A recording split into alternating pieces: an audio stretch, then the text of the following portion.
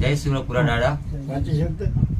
આજે એવી જગ્યામાંથી આપણે આવ્યા છીએ કે કચ્છની અંદર ઘણા બધા યુદ્ધો થઈ ગયા અને એમાં પણ એક ભુજની અંદર જે ભુજિયા ડુંગરમાં તળેટીમાં 3 જેટલા મહાયુદ્ધો થઈ ગયા, યુદ્ધની મહાયુદ્ધ થઈ ગયા।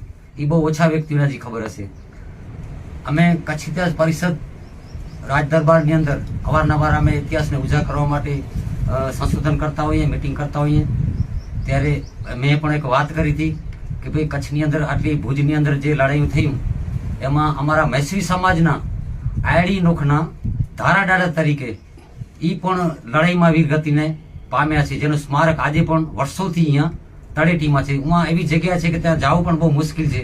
અત્યારે ડેવલપ આટલો થયોમાં રસ્તા બસ્તા બધા બંધ છે, પણ જેમ તેમ કહીને અમે અહીંયા પહોંચ્યા છીએ। એ આમંત્રણને માન આપી અને અમારા ઇતિહાસ પરિષદના બધા મોવડીઓ આજે આ જગ્યામાંથી મુલાકાત માટે આવ્યા છીએ, સંશોધન માટે આવ્યા છીએ।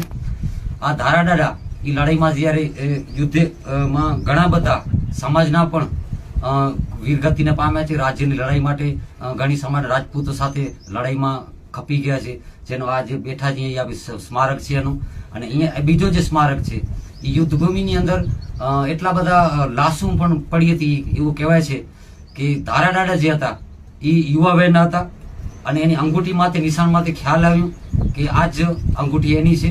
એ અંગૂઠી એને વડવા અમારા લઈ અને માધાપર ગામની અંદર મેસી સમાજની અંદર ત્યાં જગ્યામાંથી એને સ્થાન આપેલો છે। આજે ત્યાં પાડિયા છે એના અને સુરપુરા દાદા તરીકે ઓળખાય છે।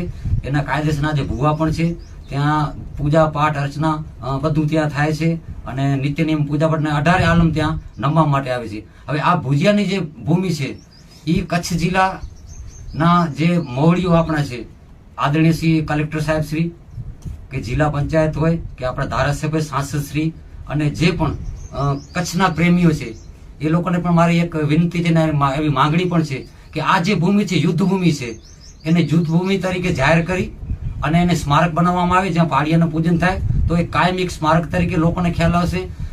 અત્યારે કચ્છ ને કચ્છ બહારથી લોકો જે ભુજિયાની મુલાકાતે આવે તો એક યુદ્ધભૂમિ ક્ષેત્ર છે એની પણ મુલાકાત લઈ શકે ને અને નવા જે લોકો છે એને પણ ખ્યાલ આવે કે આ જગ્યાએ આટલા મોટા યુદ્ધો થયેલા છે।